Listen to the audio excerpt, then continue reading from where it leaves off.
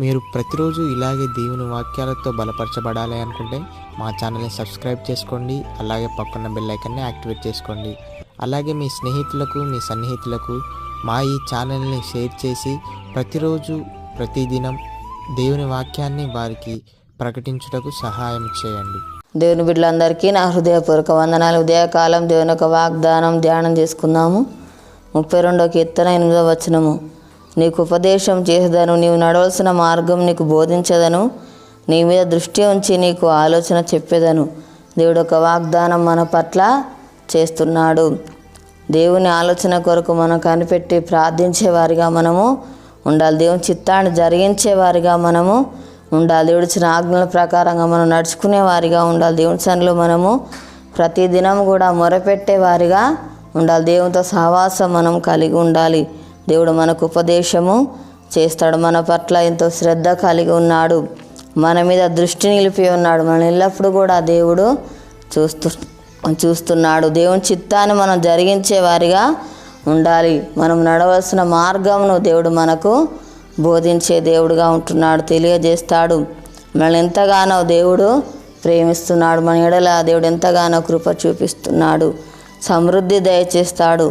మనకు మేలు చేసే దేవుడుగా ఉంటున్నాడు. మనకు కావాల్సిన ఇవులన్నీ కూడా అనుగ్రహిస్తాడు. హృదయవేదన తొలగించి సంతోషాన్ని దేవుడు మనకు దయచేస్తాడు. సమాధానం దయచేస్తాడు. నెమ్మదిని దేవుడు మనకు అనుగ్రహిస్తాడు. శాంతిని దేవుడు మనకు అనుగ్రహిస్తాడు. మనల్ని పోషించే దేవుడుగా ఉంటున్నాడు.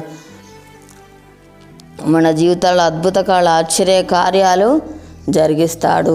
మన దివసాల మనం మొరపెట్టినట్లయితే దేవుడు మన జీవితాల గొప్ప కార్యములు జరిగించే దేవుడుగా ఉంటున్నాడు. ప్రార్థన చేసుకుందాము. స్తోత్రం తండ్రి, పరిశుద్ధుడా, గొప్ప దేవానికి వందనాలు ప్రభా. అయ్యా నీకు స్తోత్రాలు నాయన. మాకు ఉపదేశం చేస్తానని చెప్పిన దేవుడు నాయన. అయ్యా తండ్రి, మేము నడవలసిన మార్గం మాకు బోధిస్తారన్నావు ప్రభా, నీకు స్తోత్రాలు.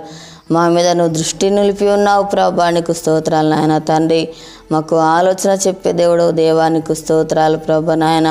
అయా ప్రతిదినం నిసల్లో నాయన మొరపెట్టేవారిగా ఉండాలి ప్రభా. ఆయన సలో కనిపెట్టి ప్రార్థించేవారిగా ఉండకు సహాయం చేయి ప్రభా. అయా నీకు స్తోత్రాలు నాయన. తండ్రి, నీకు వందనాలు ప్రభా.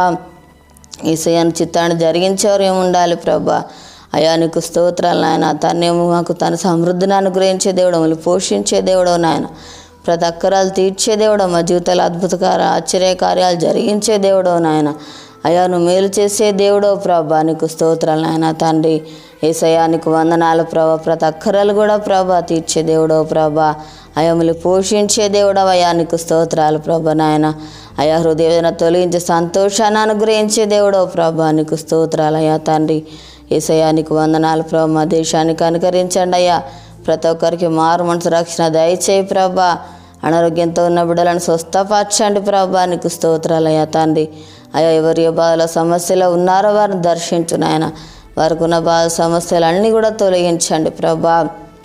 అయ్యా నీకు వందనాలయ్యా. తండ్రి అప్పులతో బాధపడుతున్న బిడ్డలను దర్శించు నాయన. వారికి ఉన్న అప్పులు తీర్చి ఆశ్రయించు దీవించు నాయన, నీకు స్తోత్రాలు ప్రభా. తండ్రి యేసయ్యా నీకు వందనాలు ప్రభు. యొక్క వాగ్దానం ప్రతి ఒక్క జీవితాలలో నెరవేర్చి మహిమ పొందమని యేసు నామములో అడుగుచున్నాం తండ్రి, ఆమేన్. ఈ ఉదయకాల వాగ్దానం ఎత్తుపట్టి ప్రార్థన దేవుడా రీతిగా మనకు ఉపదేశం చేస్తాడు. పుట్టినరోజు జరుపుకున్న వారికి, పెళ్ళి జరుపుకున్న వారికి నా హృదయపూర్వక శుభాకాంక్షలు తెలియజేస్తున్నాను. దేవుడు మిమ్మల్ని దీవించును గాక, ఆమేన్.